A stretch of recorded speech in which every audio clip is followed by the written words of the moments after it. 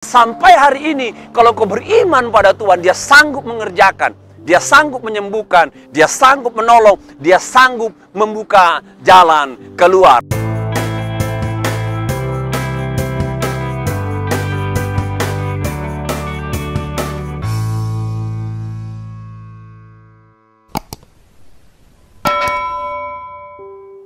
Salam sejahtera, rekan sahabat dimanapun berada. Saat ini saya akan sampaikan satu ayat firman Tuhan kepada kita yang terambil dari Matius 8:11 yang mengatakan demikian, "Aku berkata kepadamu, banyak orang akan datang dari timur dan barat dan duduk makan bersama-sama dengan Abraham, Ishak, dan Yakub di dalam kerajaan sorga." Berbicara mengenai iman, Bapak Ibu, berbicara mengenai iman, ada beberapa hal yang perlu kita pahami. Pertama, iman itu dimulai ketika kita percaya pertama kali kepada Yesus sebagai Tuhan dan Juru Selamat. Itu yang pertama. Ya, iman itu bicara mengenai keyakinan kepercayaan kita, percaya pada Yesus sebagai Tuhan dan Juru Selamat. Dan kita pada saat itu punya status dari orang yang tadinya dikuasai kegelapan menjadi orang yang hidup dalam terang. Dari orang yang dikuasai maut menjadi orang yang dimiliki oleh Allah. Dari orang yang tadinya binasa, sekarang memiliki hidup yang kekal. Itu iman yang pertama. Itulah yang membuat kita menjadi orang percaya kepada Tuhan, menjadi orang Kristen, menjadi anggota gereja. Biasanya di banyak organisasi atau denominasi gereja ada berbagai macam ya liturgi yang berkaitan dengan proses iman pertama. Ya, ada orang yang mengharuskan atau organisasi yang mengharuskan untuk membuktikan dia percaya pada Tuhan Yesus, maka ada satu sakramen yang perlu dikerjakan, yaitu baptisan air. Dan ketika orang itu dibaptis air, maka sang hamba Tuhan akan mengatakan, "Aku membaptiskan engkau dalam nama Allah Bapa, Anak, dan Roh Kudus." Mulai saat itu, maka orang ini menjadi orang yang lahir baru, namanya tercatat di dalam buku kehidupan.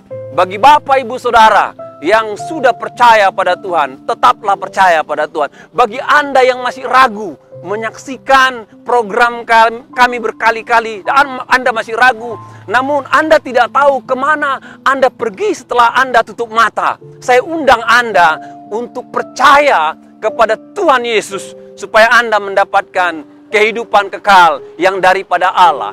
Berbicara iman yang kedua, itu bicara bagaimana Anda harus setia kepada Tuhan. Ketika Anda percaya pada Dia, maka Anda harus punya langkah kedua, setia kepada Tuhan yang Anda percaya ketika pertama kali Anda beriman kepada Tuhan.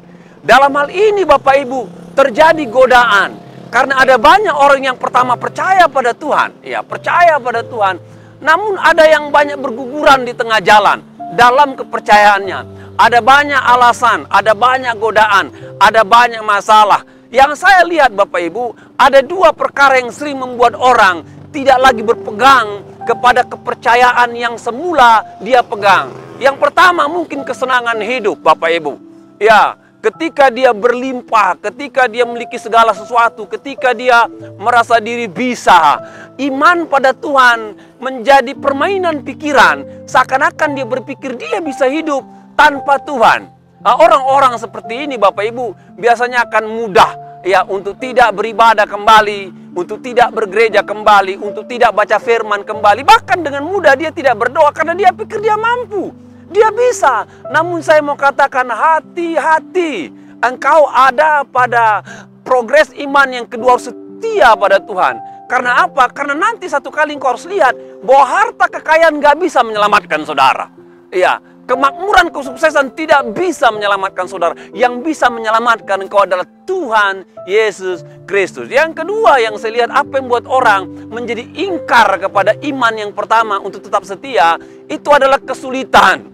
Ya, ketika dia percaya pada Tuhan, dia berpikir bahwa jalan itu mudah, jalan itu lancar. Namun ketika berjalan rupanya ada banyak jalan terjal. Ada banyak lika-liku, ada banyak lembah air mata. Dan ketika memohon Tuhan menolong dan Tuhan sepertinya tidak menolong. Nah, kadang-kadang dia berkata, kalau Tuhan tidak tolong saya akan lepaskan iman saya. Dan saya tidak percaya lagi sama Tuhan. Saya mau katakan Bapak Ibu, tetaplah setia berpegang kepada imanmu. Ya, karena perhatikanlah Bapak Ibu, kalau kau belajar, kita belajar, ada banyak nabi-nabi, itu endingnya tidak enak. Ada mereka yang dihukum mati karena iman mereka, pemberitaan mereka. Ada banyak rasul-rasul yang endingnya tidak enak. Walaupun mereka penuh dengan kuasa dalam pelayanan, mereka harus meninggalkan dunia dengan tidak enak Bapak Ibu. Yang penting Bapak Ibu tetap bertahan meskipun kondisi hidupmu tidak seperti yang kau harapkan. Itulah pergumulan kita, yaitu tetap setia pada apa yang kita percaya. Bicara mengenai iman bagian ketiga, saya ingin mengajak saudara, seperti kata Alkitab tadi, ya, bahwa akan banyak orang dari timur barat berkumpul dengan Abraham dalam kerajaan sorga. Ya, itu bicara mengenai bagaimana Allah berintervensi, ya, berintervensi dalam kehidupan kita. Tuhan bisa jangkau siapa saja.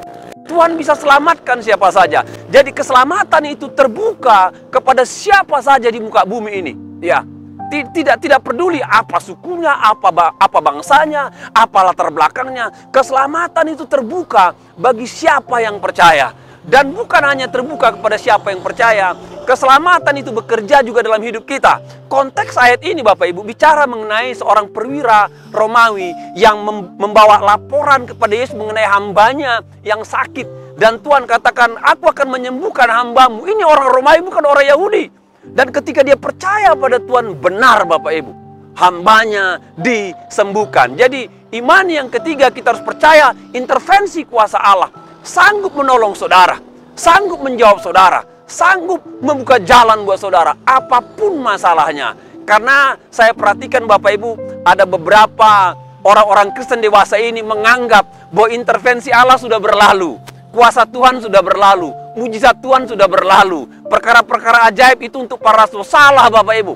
Saya mau katakan sampai hari ini, kalau kau beriman pada Tuhan, Dia sanggup mengerjakan, Dia sanggup menyembuhkan, Dia sanggup menolong, Dia sanggup membuka jalan keluar. Saya berdoa, biarlah kita menjadi pribadi-pribadi yang sudah beriman pada Yesus.